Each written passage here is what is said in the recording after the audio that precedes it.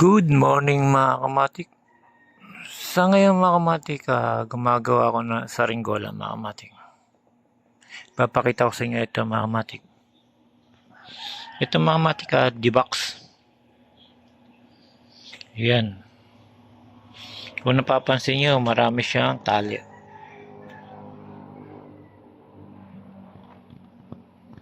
Sa D-box kasi mga kamatik, kailangan maraming tali. Kasi ang hangin, pagka wala siyang tali, baka bumuka lang at tumupoy yung mga kamatik. Tutupi siya pagka malakas ang hangin. Pero pagka marami siyang tali, katulad nito,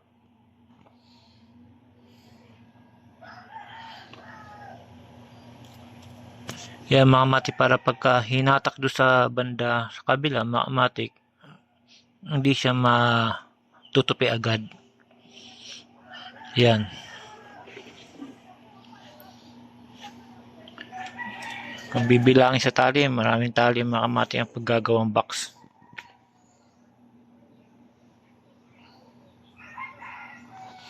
Kailangan kasi maging box talaga pantay. Pagka hindi kasi pantay mga kamatik pagkagawa mo, posibilidad na iikot yung ginagawa mo mga kamatik at tutupi pagka walang masyado tali mga kamatik. Pero pagka may tali siya mga kamatik, matibay na yan. Lalo magtitibay yan mga kamatik pagka meron siyang plastic na mga kamatik. Titibay yan pagka may plastic na. Sa ngayon mga kamatik, medyo paubos na yung rugby natin.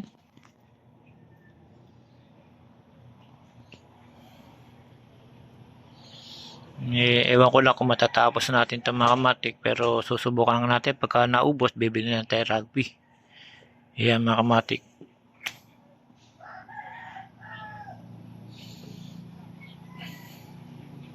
Yan, halos lahat yan puro tali.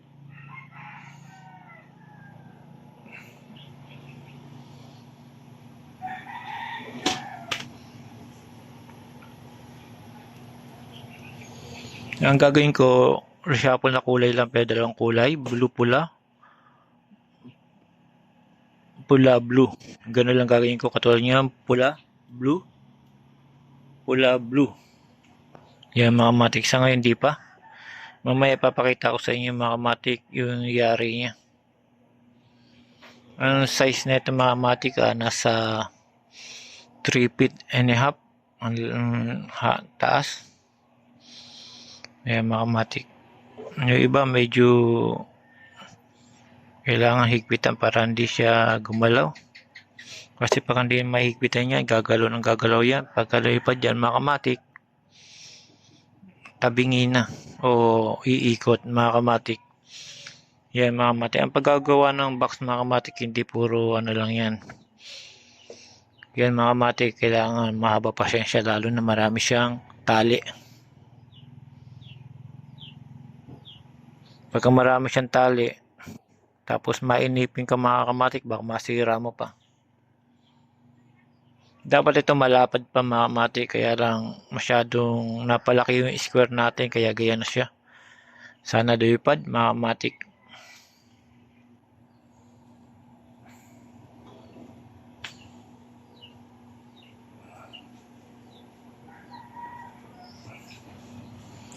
Sa ngayon mga kamatik, tatapusin ko muna to kung hanggang saan kaya ng rugby natin. Mamaya mga kamatik, papakita ko sa inyo kung yari na siya.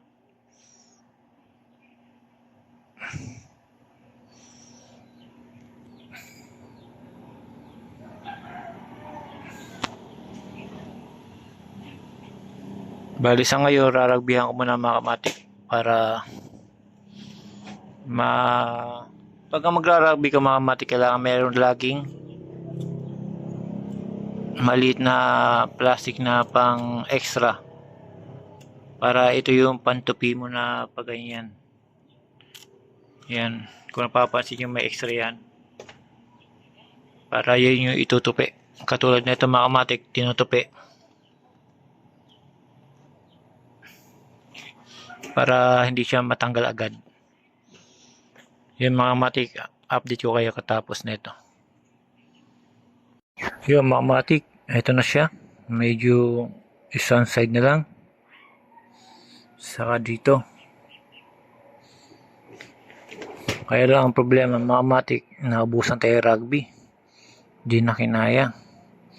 Mamaya, ano ko na lang sa inyo mga matik pagka okay na. Pakita ko na lang sa inyo.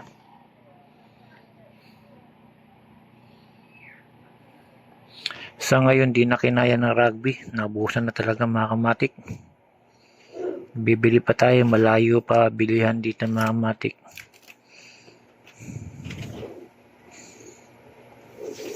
Kaya ngayon bibili na ako mga kamatik. Mamaya, update ko sa kayo mga kamatik kung nangyari na. Papakita ko sa inyo pagka na ayos na ito mga kamatik. Ang ating D-box. Dalawang klase tawag dito mga kamatik. Minsan kung puro puti tapos puro may bilog dito, dice ang tawag mga kamatik, dice daw. Pero sa akin ito box, depende sa design mo. Yan mga kamatik.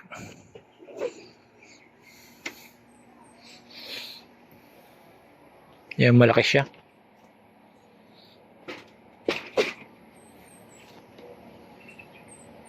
Isang side na lang mga kamatik. Mamaya bibili mo na ako rugby mga kamatik. Yung mga kamatik, papakita ko na sa inyo mga kamatik yung natapos na ang ating box.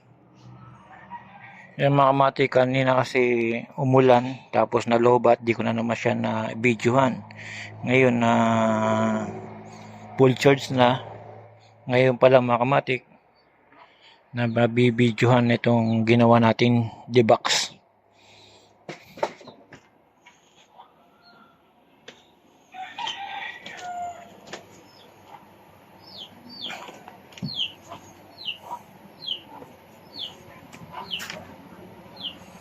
Yan mga kamatik, yan ang ating D-box saranggola natin mga kamatik.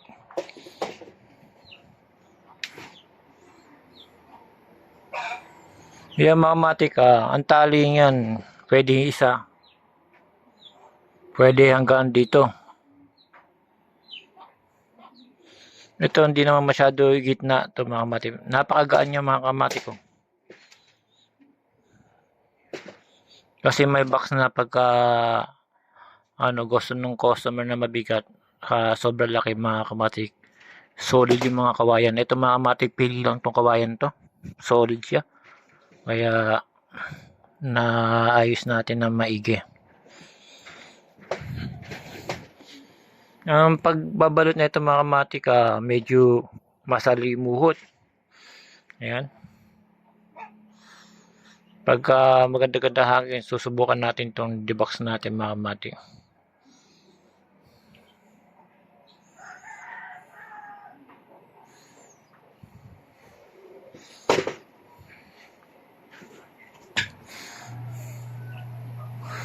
Yung mga kamatik, pinakita ko na sa inyo yung aking finished product na D-box. Sa Marikina mga kamatik, mabenta sa akin to. Ang pinakamalaking ginawa ko dito mga kamatik, ang taas niya ay nasa 7 feet. Tapos ang kawayan niya pa square mga kamatik, siguro nasa 3 feet. Ay yung haba niya mga kamatik na yan, itong haba nito, ito sa kaya mga kamatik, 4 na square na ginawa kong ganyan. Pero sobrang laki niya mga kamatik. Imagine mo kung ganyan kalaki, kay kahaba. Tapos gagawin mo siyang square na pag ganito lang. Yan. Yun ang pinakamalaki kong ginawa, nasa 7 feet and a half. Siguro mga kamatik, ang square niya simula dito mga kamatik, hanggang dito. Hanggang dito ang square niya, hanggang dun. Yep. Ganyan kalaki mga kamatik ang square niya. Kaya sobrang laki yun mga kamatik. Nung pinalipad, akala ko magaan. Kaya pala akong hilahin mga kamatik, napakabigat. Kung gusto nyo makita kung nasaan yung sinasabi ko mga kamatik, itaas nyo ng taas tong video. Doon mga kamatik, may kita nyo yung mga box na ginawa kong malalaki doon. Yun ang pinakamalaki, nasa 7 feet mga kamatik. Mas kasya apat na bata. Kung ipapasok mo sa loob mga kamatik, apat na bata kasya. Para makita nyo mga kamatik, itaas nyo na itaas yung mga video, makikita nyo yung bandang baba. Yun ang pinakamalaki kong ginawang D-box mga kamatik. Pasadya sa akin yun mga kamatik. Kala ko noon mga kamatik magaan lang. Nakambutete mga kamatik yung lumipad. Kayang-kaya akong tangayin mga kamatik sa sobrang laki. Kaya ito mga kamatik, medyo malit lang yung ginawa natin mga kamatik. 3 feet lang ang taas niya.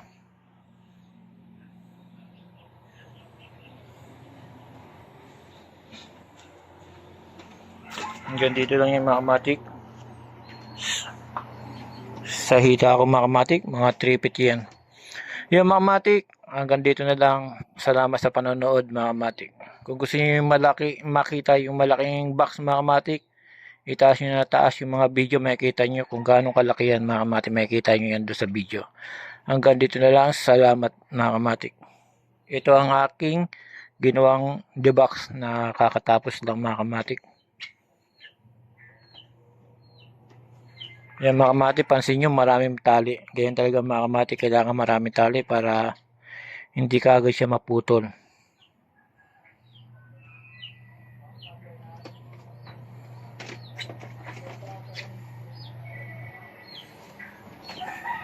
Yan mga kamatik, 2 colors lang yan. Pula, blue, blue, pula. Yun, hanggang dito na lang uli. Salamat again.